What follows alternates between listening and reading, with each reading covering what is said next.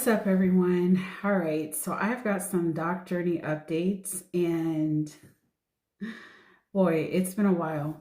So, for one, the initial video that I was going to share with you guys, which would have kicked off the series, I'm going to record that now, re record it and since that video is lost, I have to re record it.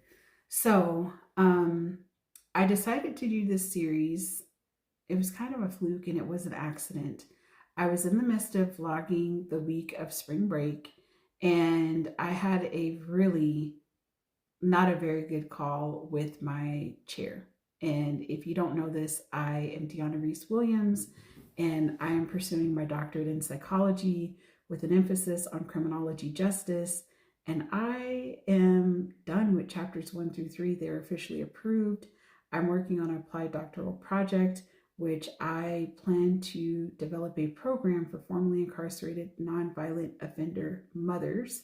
And it's a parenting program for them when they are released from incarceration, with the intent of them being able to reunify with their children. And the idea is that they would go through a 12-week program to be supported in their journey of reunifying with their children as they're finding employment and housing and all the things. One of the things that I found in my research is that there's not a lot of support for mothers, especially when they are in their post-incarceration part of their lives or era. And there is more support if you're pregnant and incarcerated, but there's really not a lot when you are returning home. And so I wanted to support them by creating a program. And if you're pursuing a doctorate, one of the things that they will say to you is you need to focus on like the puddle of the research instead of the Pacific Ocean. And so I wanted something that would meet the needs of rural communities. If you live in a rural area, it's even more challenging to receive services and support. And so my thought is I will be able to have this program to support my rural community that I reside in. So now that you know that, I will kind of get into a little bit about what kind of took place that day. So basically, I had a call with my chair and it didn't go well. And it was not the first time that our meeting did not go well. We actually had like an infraction back in late October, early November, somewhere in that time frame. And I walked away from that meeting feeling really distraught and in tears. And basically at that time, I was remote along with my husband, and I went and made my lunch, and he's like, "What's going on?" I was like, I can't talk right now. I'm really upset. And when I'm upset, I'm not a violent or like outburst kind of a person. I need a moment to like pause and collect myself. And I just didn't know what to make of the meeting, because I'm like, I understand that you're giving feedback and I expect that. I'm totally fine with getting criticism and feedback because I want to improve and I want to get better. And for those of you that have been watching my videos, I'm sure you figured out that like I have type A personality. I like order in my life. I like to organize things. That's just who I am. And so when I cannot rise up to an expectation, it really like, it's not just like a gut punch. It's something that sits with me. I wonder what could I have done different?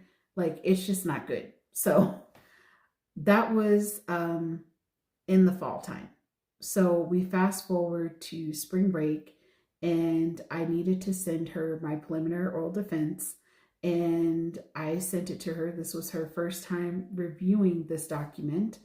And based off of the times that I've been working with her, because I've been working with this chair for over a year, I knew that there was going to be feedback. I just knew it. I was fine with it. And because of our interaction that we had in the fall, I was kind of like anticipating I don't want to say like anticipate that there's going to be like poor behavior, but I anticipated like she may have some sort of reaction. But I was like, it's fine, Deanna. Ever since that meeting, I just have kind of kept a good distance even on Zoom, and it is possible to do that. And so just for self-preservation purposes, because I don't want to be reacting to what she is saying, and that's the point. So we had the call, and it did not go well. And basically, I'm going to just say this because I'm not going to rehash every single part of it. But what I will say for those that are in education, whether you are working with infants and families, all the way to higher education, and you are working with doctoral students, all the way through the whole spectrum, okay? There is no reason, whether you agree with what your child you're working with, because, or a student, a doctoral student, or a family, because when you're working with young children, you're working with families as well. Under no circumstances should you ever make assumptions about people. You should never insult them. You should always be coming to them with support. Always. You always start with that first. And if you're not doing that, then I'm going to question, why are you in education? So these were two things that were said during this call. This was two, I'm not even going to go into all of them, but these were the two that stung the most and hurt the most. And not because I'm like this big ego person, it has nothing to do with that. But when you have someone that you have been working with on your doctoral journey for over a year, they're looking at a PowerPoint slide for the first time, never seen it before, and their statement to you is, you're worse than an undergrad student, that's an insult. That was one of many insults. And then they later say to you, do you think you really deserve to be hooded with your doctorate? If you know anything about my journey as a student, and I led with this video saying, hey, this is why I'm doing it. And so for someone to make those two types of comments and go on to say, I don't know my research, I cannot explain these key terms, it's beyond insulting and hurtful at that point, because you're making it personal, and this isn't personal. This is a professional setting. I don't know why things turn personal. And I know for those of you on YouTube, it's like, oh, I think I know you. Listen, there's not a single friend or family member that they're not getting the Cliff Notes condensed professional version of this. I will tell you that. But when I have said this, even down to my academic dean at the college that I worked at, and I'm saying this because these are people that actually know me. They know who I am, what I'm about, what my work ethic is. So to have someone make those types of degrading comments, and you're the person that kind of determines whether or not I am going to be hooded and get my doctorate or not. You hold that key, technically, right? So to go through that, it was really frustrating. It was humiliating. It was embarrassing to some degree. But at the same time, that particular day, I called one of my best friends. I told her what was going on, which was very different from what I did the first time when this stuff happened. I just kind of silently dealt with it until later on in the evening, and I told my husband what was going on in the fall. But this time, I didn't allow that to happen. Before we got off of that call, before my chair and I got off of the call, because I was initially scheduled to do my preliminary oral defense the following week. I canceled it because based off of that meeting, it's like, you don't know what you're doing. You don't know how to, like, basically that's what she told me. You don't know anything. So if I don't know anything, then I probably shouldn't present this information. I probably need to go back to the drawing board and practice and read a little bit more because I'm obviously clueless about what I'm doing. So I canceled it. And I'm going to say it. She was quite shocked. She was shocked that I canceled it. Her face was like, and tried to backpedal.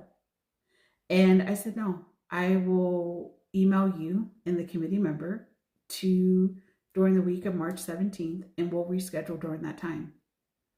And from that point on, we hung up the call. I called my best friend, told her what was going on, and I just like released all the tears. And I just was like, I don't understand. What is this? Like, why am I going through this? I just want to be done with this process as much as the chair wants to be done with it. But this ain't it. Insulting people, tearing people down, that's not the answer. And if that's your go-to answer as an educator, why are you in the field? Why? I work with college students for a living. They are undergrad students. And guess what? Everybody comes in with different knowledge and different levels. But you know what my job is? I'm supposed to meet them where they're at so they can rise up to the expectation. But do you think I would ever say to them, you know what? You're behaving like an elementary student? Absolutely not. I have seen all kinds of writing, all kinds of different experiences. And if there's anything that I aim to do with my students is I encourage them, I motivate them. That's what I want. I want them to strive to be the best version of themselves, because I know oftentimes when people go to college, they don't believe that they should be there. And God forbid you have some melanin, because you may also believe that you don't deserve to be there. But to be treated as if I don't deserve to be getting this education and you look like me, it makes no sense. And I will tell people sometimes it is your own people that will tear you down for no freaking reason. For no reason. I don't know my chair personally, just like she doesn't know me personally. But you can be constructive with your feedback without insulting people. And that's the point of today's message. And I really hope for people that are in academia, or even if you're a teacher and you hate your job and you treat your students like crap, leave the field. Just leave. Because you know what I get tired of as someone who works with students, college students, and even has worked in preschool and young children and families, is I get tired of cleaning up after people that have sat here and traumatized students and families and children over and over again. That's what I'm sick of. I said it. I'm sick of it. I'm sick of people tearing people down. And then because I'm not that type of person, instead of that student they get what they need. But boy, we spend a lot of energy trying to get them to believe that they should be able to have this free and fair education. Whether you're in public school, private school, charter school, college, childcare. I've seen it. Because I've worked in these fields. My husband and I raised our great niece for 10 years. I've seen it. And I'm like, why are you in the field? It's not the money. You don't make any money in education. So why be bitter and spew that on people? Leave the field. Go work with objects. Something. Work in a space where you're not dealing with people. So if you feel so compelled to behave in that manner, at least there's a fighting chance that I don't have to come across another family, another child, another student where I'm having to dismantle all of the toxic stuff that they've experienced in the education system. Do us all a favor, just leave. And that's all I have to say for today. So I hope y'all enjoy this Doc Journey series. If you don't know anything about what I've been doing, you can check out my 75-day challenge that I did from mid-October into mid-December. I want to say I started on day 15. I also did a 45-day challenge, and during the 75-day challenge, I completed chapters 2 through 3. Yes, I had started chapter 2 before the challenge, but I finished chapter 2 and finished chapter 3 in that first 75-day challenge. I turned around and started a 45-day challenge. I started that challenge in mid-January and I finished early March. And I went live every day to give updates. Every single day. What I didn't know in doing these challenges, that I wanted to document the experience, but I didn't know that journaling this experience was going to be a way for me to not just pay it forward, but maybe give voice to someone else that might be going through this stuff too. And there's just not a lot of people talking about it because they feel shamed and they feel guilty about it. I don't feel guilty, and I'm not going to feel shamed, and I'm not going to be bullied either. You deserve to earn whatever education you want. You deserve that. If you want your child to receive a certain caliber of education or services or whatever, and you're a parent and you're listening to this, you do it.